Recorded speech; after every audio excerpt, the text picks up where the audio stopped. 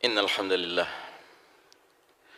نحمده ونستعينه ونستغفره ونعوذ بالله من شرور أنفسنا ومن سيئات أعمالنا من يهده الله فلا مضل له ومن يضلل فلن تجد له وليا مرشدا أشهد أن لا إله إلا الله وحده لا شريك له وأشهد أن محمدا عبده ورسوله لا نبي بعده اللهم صل على محمد وعلى آله وأصحابه وأنصاره وجنوده ومن تبعهم بإحسان إلى يوم الدين فيا عباد الله أوصيكم وإياي بتقوى الله فقد فاز المتقون وقال الله تعالى في كتابه الكريم بعد أعوذ بالله من الشيطان الرجيم يا أيها الذين آمنوا اتقوا الله حق تقاته ولا تموتن إلا وأنتم مسلمون أما بعد.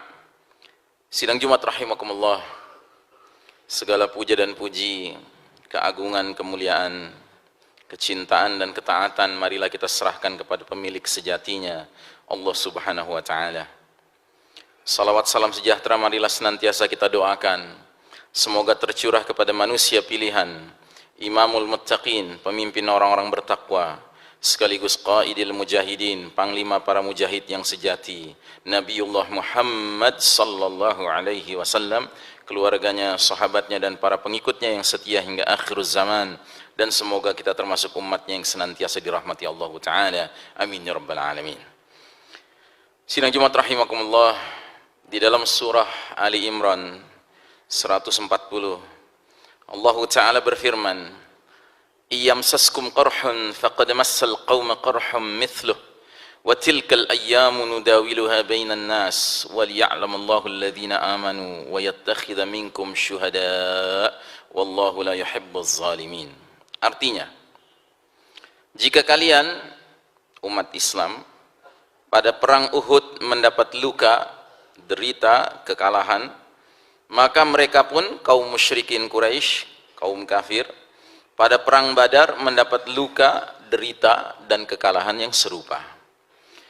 Dan masa kejayaan dan kehancuran itu kami pergilirkan di antara manusia agar mereka mendapat pelajaran dan agar Allah membedakan orang-orang yang beriman dengan orang-orang yang kafir, dan agar sebahagian kalian dijadikan Allah gugur sebagai syuhada, dan Allah tiada menyukai orang-orang yang zalim. Jamaah sekalian rahimakumullah, di dalam ayat ini terdapat sebuah sunnatullah yang Allah sampaikan kepada kita, yaitu hukum Allah bahwasanya yang namanya kemenangan dan kekalahan itu adalah perkara yang bersifat niscaya, tidak bisa dielakkan. Dia bergilir. Kadang umat Islam berjaya, kadang umat Islam kalah. Kadang kaum kafir kalah, kadang kaum kafir berjaya. Qadarullah dalam perjalanan sejarah umat Islam, yang dalam sebuah hadis riwayat Imam Ahmad, Nabi Muhammad sallallahu alaihi wasallam menyatakan bahwa umat ini dari awal Nabi Muhammad sallallahu alaihi wasallam diutus sampai eksistensinya berakhir, yaitu ketika angin lembut, lebih lembut dari sutra, aromanya wangi seperti misik berhembus dari Yaman, atau dalam riwayat lain dari Syam. Angin ini akan mencari-cari orang beriman sampai yang imannya tinggal seberat biji zarrah sekalipun, seberat biji atom, akan dicari oleh angin ini untuk diwafatkan baik-baik, sehingga yang disisakan tinggal di dunia ini adalah syirarin nas, kata Nabi, manusia-manusia yang paling buruk, manusia-manusia yang paling jahat, orang-orang kafir 24 karat. Mereka akan berbuat aneka mungkarat, kerusakan, kemungkaran, sampai Allah takdirkan mereka lah yang mengalami dahsyatnya peristiwa kiamat. Nah, saudaraku rahimakumullah, dalam hadis riwayat Imam Ahmad, Nabi Muhammad sallallahu alaihi wasallam menerangkan kepada kita bahwa perjalanan sejarah umat ini akan terdiri dari 5 babak, dan babak demi babak berganti menurut hadis ini, dikaitkan dengan pergantian karakter, tabiat, ciri khas dari kepemimpinannya. Qadarullah, kita yang hidup sekarang ini di era modern ini telah berada di babak keempat, sehingga dunia ini memang benar-benar sudah menuju perjalanan ujungnya. Dan karenanya berbagai alamatus sughra, tanda-tanda kecil sudah banyak sekali kita saksikan. Sehingga tidak sedikit pengamat akhir zaman yang condong meyakini bahwa tanda-tanda besar yang jumlahnya hanya 10 sudah around the corner, sudah di pengkolan jalan. Tidak lama lagi kita akan menyaksikan tanda-tanda besar. Karena dunia ini tidak lama lagi akan berakhir. Nah, yang paling penting kita ambil kesimpulan atau pelajaran dari hadis riwayat Imam Ahmad ini, ternyata dari 5 babak perjalanan sejarah umat Islam, hanya 2 babak atau lebih tepatnya 1,5 babak, di mana umat Islam itu ditakdirkan berada dalam kondisi kekalahan. Babak yang pertama adalah babak di mana Nabi dan para sahabat berjuang ketika mereka masih di Mekah, sebelum hijrah ke Madinah. Dan kita tahu dari kajian sirah nabawiyah, sejarah perjuangan Nabi, sewaktu Nabi dan para sahabat berjuang di Mekah, mereka adalah kaum yang minoritas. Mereka tertindas, mereka terbatas ruang geraknya. Sehingga setiap hari para sahabat bersama Nabi mengalami kriminalisasi, marginalisasi, penzoliman, penganiayaan, penyiksaan, pengusiran dari rumah, bahkan pembunuhan. Namun di babak pertama itu juga, di bagian berikutnya yang kita kenal dengan Fatrah Madaniyah, periode Madinah setelah Nabi dan para sahabat diperintahkan Allah hijrah ke Madinah, situasi berubah. Di kota Madinah Nabi dan para sahabat menjadi yang mayoritas.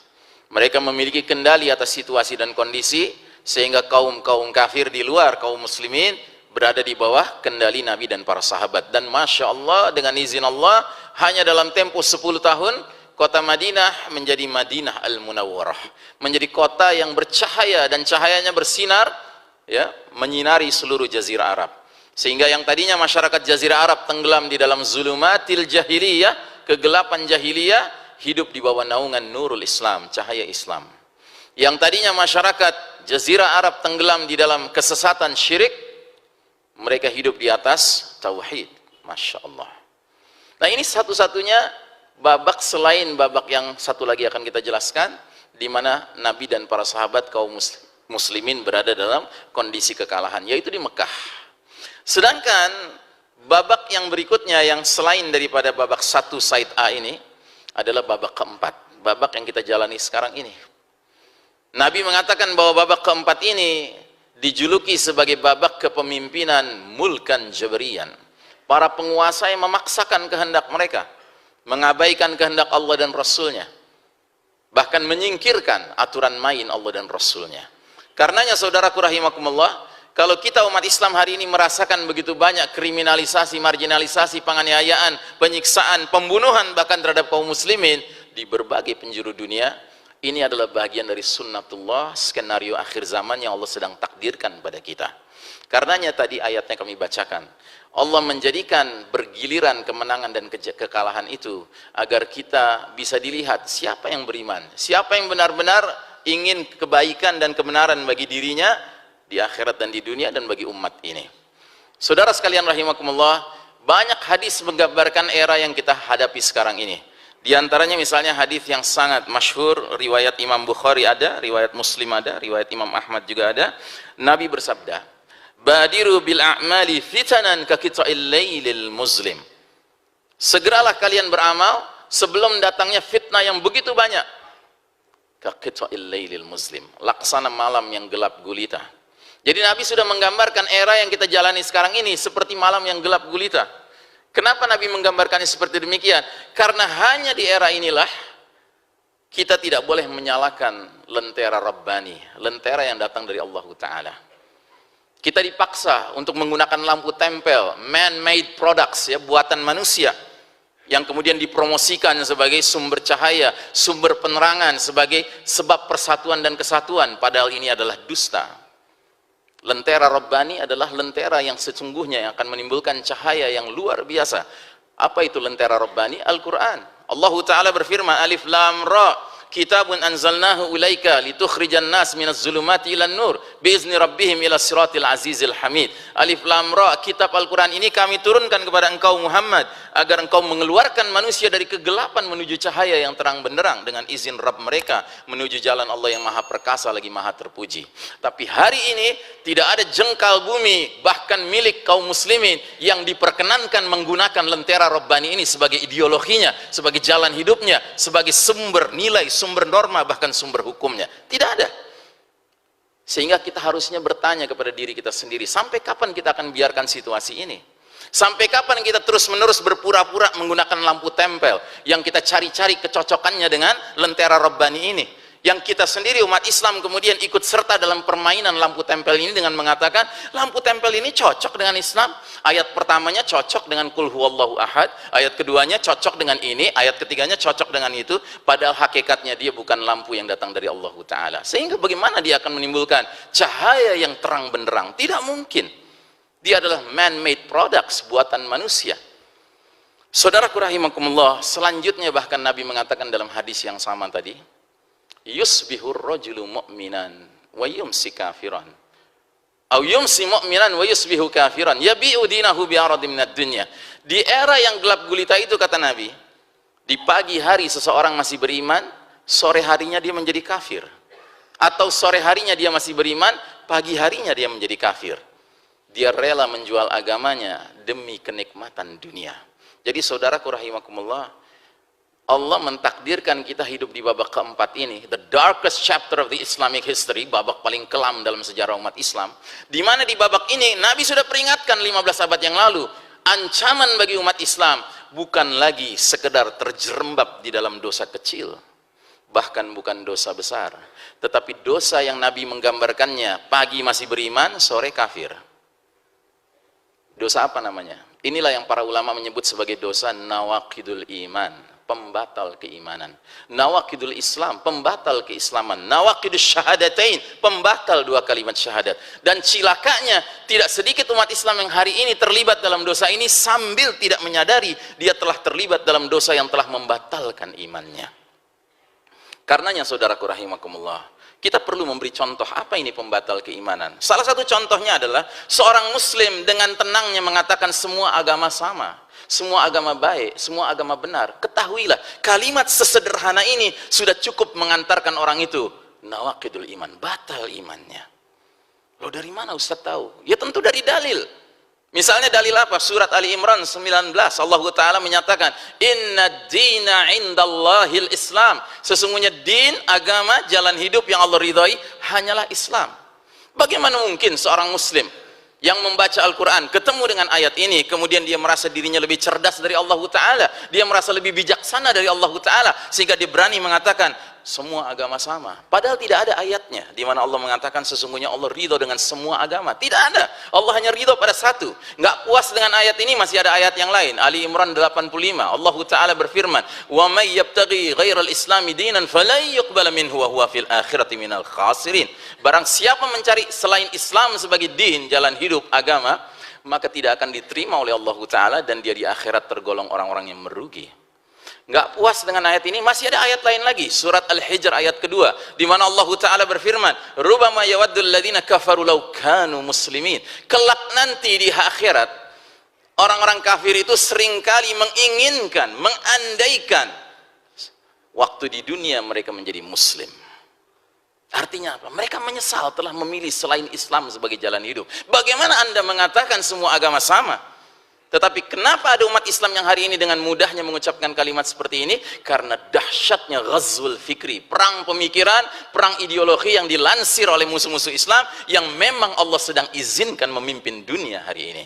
Jadi ketahuilah saudaraku rahimakumullah, ujian terbesar kita di babak keempat ini, era mulkan jabrian ini, era para penguasa yang memaksakan kehendak, mengabaikan kehendak Allah dan Rasulnya ini, adalah ujian di mana umat Islam harus mengalami kekalahan secara duniawi, sementara justru orang-orang kafir diizinkan Allah memimpin dunia. Ingat, diizinkan Allah, bukan diridhai Allah. Jangan Anda berpikir bahwa kalau Allah mengizinkan sesuatu terjadi, otomatis Allah meridhai. Tidak demikian. Contohnya, dua pasang laki perempuan atau sepasang laki perempuan, mahasiswa-mahasiswi masuk ke kos-kosan, mereka belajar. Tiba-tiba digoda setan, mereka berzina seperti suami istri. Mungkinkah mereka berzina tanpa izin Allah? Mustahil. Mereka bisa berzina karena Allah izinkan, tetapi Allah ridhai, Allah tidak ridhai. Jadi hari ini jika orang-orang kafir sedang memimpin dunia ini atas izin Allah, tapi apakah Allah ridha? Allah tidak ridha. Allah tidak ridha bahwa manusia kemudian memimpin masyarakat luas tidak dengan aturan Allah, tidak dengan hukum Allah Ta'ala. Ini juga termasuk contoh dari pembatal keimanan yang kedua. Apa misalnya? Seorang mengaku muslim tetapi dia ridha dengan hukum selain hukum Allah. Tidak boleh. Seorang muslim itu harus yakin hukum Allah tidak ada tandingannya. Sebagaimana firman Allah Ta'ala dalam surat Al-An'am ayat 57 dan surat Yusuf ayat 40. Allah Ta'ala dengan tegas jelas menyatakan, inil hukmu illa lillah. Hak menetapkan hukum hanya milik Allah. Jadi seharusnya seorang muslim itu hanya tunduk kepada hukum Allah Ta'ala. Lalu bagaimana dengan kita sekarang? Ya kita sekarang ini mau tidak mau harus tunduk pada hukum selain hukum Allah. Tetapi bukan berarti kita menerimanya dengan penuh keridhaan. Yang jadi masalah adalah kalau kita menerimanya dengan penuh keridhaan. Karena apa? Nabi jelas-jelas mengatakan dalam sebuah hadis, "Man ra'a minkum munkaran falyughayyir biyadihi." Barang siapa di antara kalian melihat kemungkaran, ubah dengan tangannya. Fa illam yastati' fa bilisani. Kalau nggak sanggup dengan tangan, dengan lisan. Bagaimana maksudnya dengan lisan? Ya sampaikan, ceramahkan bahwa yang batil itu batil, yang hak itu hak, dan semestinya kita berpihak pada yang hak. Kita tinggalkan yang batil, sekalipun mungkin realitanya belum sanggup kita kerjakan. Kemudian kata Nabi, "Wa man lam yastati' fa biqalbihi wa dzalika dha'ful iman." Tapi kalau nggak sanggup juga, dengan tangan nggak sanggup, dengan lisan nggak sanggup, maka dalam hati kata Nabi. Dan itu adalah selemah-lemahnya iman. Apa maksudnya dalam hati? Ingkari di dalam hati kita. Makanya di hadis yang lain kata Nabi, barang siapa yang mengingkarinya saja tidak ada, berarti tidak ada iman sama sekali dalam dirinya. Nawaqidul iman, batal imannya. Jadi saudaraku rahimakumullah, dahsyat sekali situasi yang sedang kita hadapi sekarang ini. Tapi ketahuilah, alhamdulillah, dalam hadis riwayat Imam Ahmad tentang babak demi babak yang akan dilalui oleh umat Islam ini, Nabi tidak mengatakan bahwa babak keempat ini, this is the final chapter. No, this is just a terminal. Ini cuma terminal saja. Sehingga Nabi mengatakan bahwa babak keempat ini akan berlalu ketika Allah berkehendak dia berlalu. Untuk kemudian datang babak terakhir, babak kelima. Apa itu? Thumma takunu khilafatan ala minhajin nubuwah thumma sakata. Kemudian akan tegak kembali kekhalifahannya mengikuti metode kenabian, kemudian Nabi diam. Para ahli hadis mengatakan, kemudian Nabi diam mengisyaratkan sampai disitulah batas umur umat Islam. Artinya perjalanan umat ini pada akhirnya akan kembali kepada kejayaan dengan tegaknya sistem Islam yang disebut dengan khilafah ala minhajin nubuwah, kekhalifahan yang mengikuti metode kenabian. Jadi saudaraku rahimakumullah, kalau kita jujur membaca sejarah dan membaca hadis ini, justru Allah Ta'ala sudah memberikan begitu banyak nikmat kepada umat Islam. Karena apa? Hanya 1,5 babak kita ini berada dalam kondisi di bawah kejayaan. Kita dalam kondisi kekalahan, yaitu babak pertama Said A ketika Nabi dan para sahabat berjuang di Mekah sebelum hijrah ke Madinah, dan babak keempat sekarang ini. Tapi babak 1 Said B, babak 2, babak 3, dan babak kelima nanti kita akan mengalami kejayaan insyaallah ta'ala. Tinggal masalahnya, sanggupkah kita bersabar dan kita tetap istiqamah sekalipun kita sedang berada dalam kekalahan saat ini. Karena tidak sedikit umat Islam hari ini yang karena kekalahan ini begitu membuat dirinya menderita, sehingga akhirnya mereka menggunakan kaidah orang kafir. Mereka menyerah. Apa itu kaidah orang kafir? If you can't beat them, you join them. Kalau kamu nggak bisa mengalahkan mereka, gabung aja sama mereka. Akhirnya mulailah muncul muslim-muslim yang cara berpikirnya, hatinya, loyalitasnya sudah mirip seperti orang kafir. Di bidang ekonomi dia pakai riba. Di bidang politik dia mengakui ada kedaulatan selain Allah Ta'ala. Di bidang hukum dia rela untuk meninggalkan hukum Allah Ta'ala. Di bidang budaya, dia dengan budaya hedonisme, dengan budaya materialisme, dengan budaya sekularisme. Di bidang ideologi, dia rela meninggalkan Islam sebagai ideologinya, dan dia mengambil ideologi lain di luar Islam. Na'udzubillahi min dzalik. Aqulu qawli hadza fastaghfirullah li wa lakum. Innallaha huwal ghafurur rahim.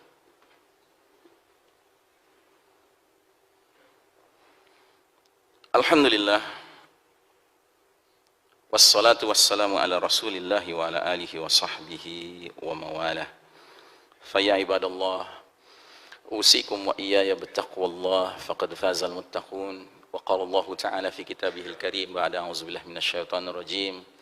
Ya ayyuhalladzina amanu ittaqullaha wa qulu qawlan sadida yuslih lakum a'malakum wa yaghfir lakum dhunubakum wa man yuti'illaha wa rasulahu faqad faza fawzan 'azima. Amma ba'd.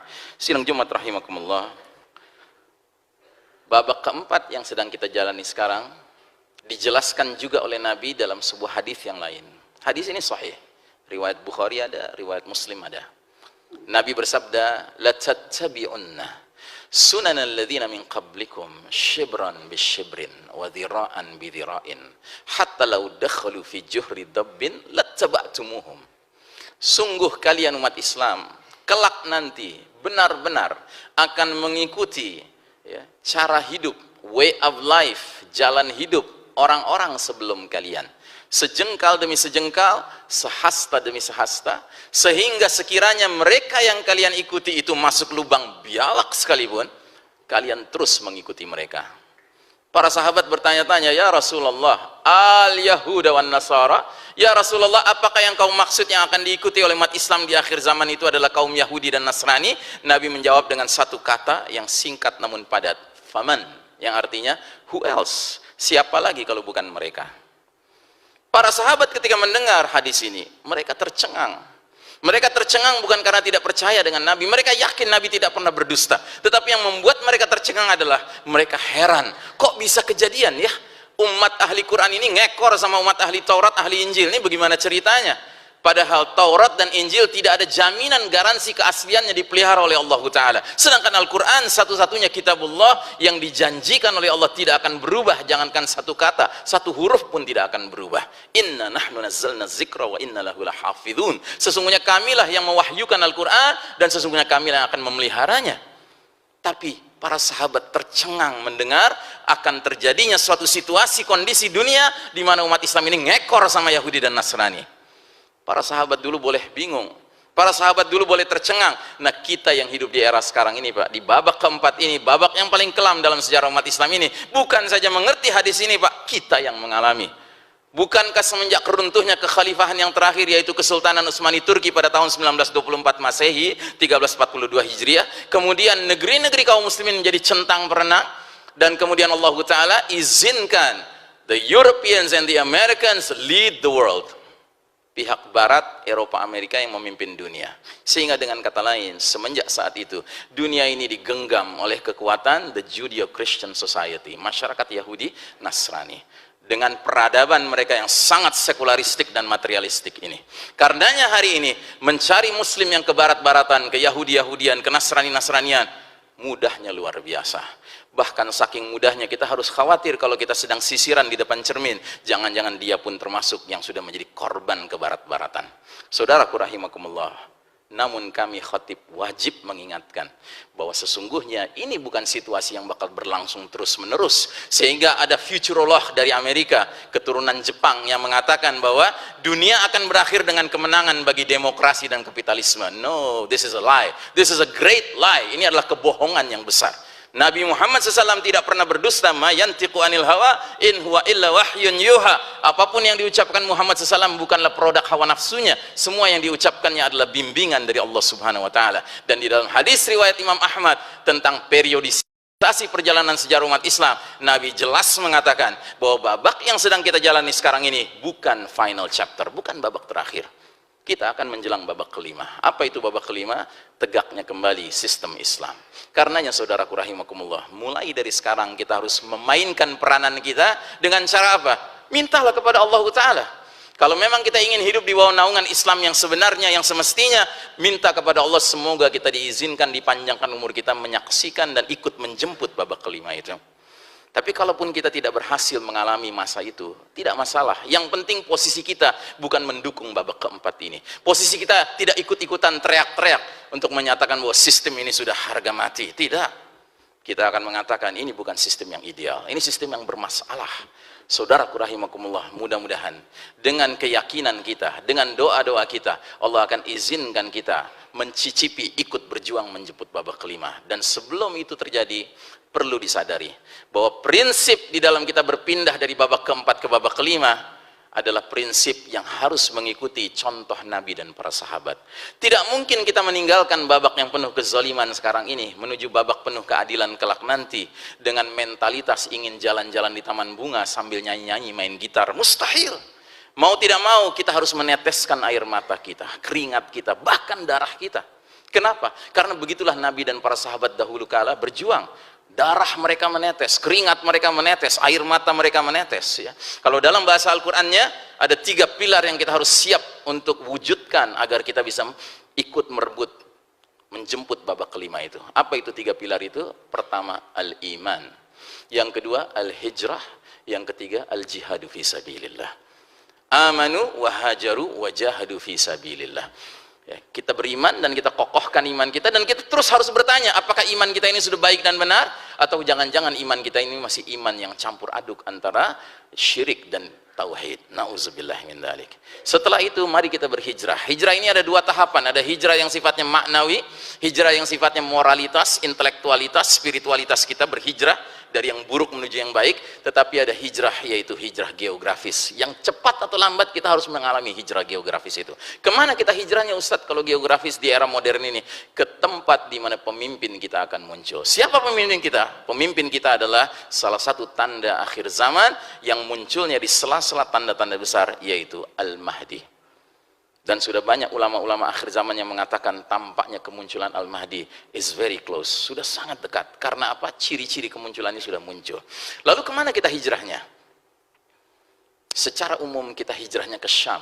Kenapa? Karena di sanalah Al-Mahdi kelak nanti akan memimpin khilafah ala minhajin nubuwah, dengan ibu kota awalnya Damaskus dan ibu kota terakhirnya Baitul Maqdis. Namun bagi mereka yang ingin mendapatkan yang lebih mulia lagi, berniat dan bertekadlah dan memintalah kepada Allah semoga kita bisa berhijrah ke Mekah, karena di Mekah itu adalah kalangan as-sabiqun al-awwalun, para pionir yang akan membaiat Al-Mahdi, dan mereka menjadi cikal bakal awal dari generasi, ya, yang menegakkan bersama-sama Al-Mahdi al-Islam ini di babak kelima kelak nanti. Saudaraku rahimakumullah, setelah itu kita bergabung dengan Al-Mahdi, maka bersama-sama dengan umat lainnya yang sudah ikut bergabung, kita akan menjalankan proyek besar kita, yaitu al-jihadu fi sabilillah.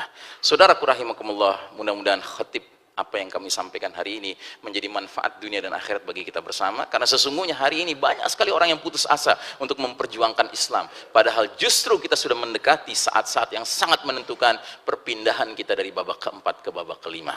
Ya. Dan perlu diketahui, hadirnya Al-Mahdi tidaklah melalui free lunch, makan gratis, tidak. Bersamaan dengan hadirnya Al-Mahdi, mau tidak mau kita harus melewati masa-masa yang sangat berat. Karena apa? Seiring dengan munculnya Al-Mahdi akan ada peristiwa-peristiwa alam yang dahsyat yang terjadi, termasuk terjadinya shutdown of modern technology. Kita harus siap-siap menghadapi situasi itu.